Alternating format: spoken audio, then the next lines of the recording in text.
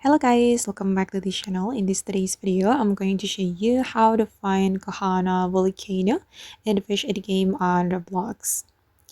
Okay, let's get into it guys. As you can see, I have a quest to visit Kohana Volcano, and if you want to find this place, we need to go to the Kohana Island. You need a boat to go there. So here I'm going to spawn my boat.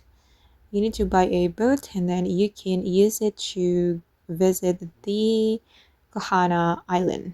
Okay, I'm going to spawn my boat and then we can drive the boat and you're gonna head to the Kohana Island.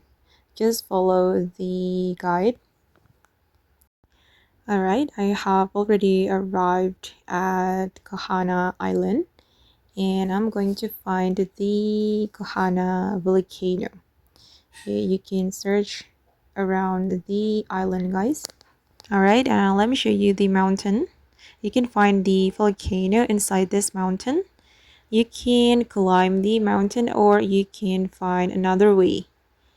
And you can follow me. Wait, let me find the way to go to the volcano. You need to find this way. I'm going to jump to this area. Okay, this is the Kohana Volcano.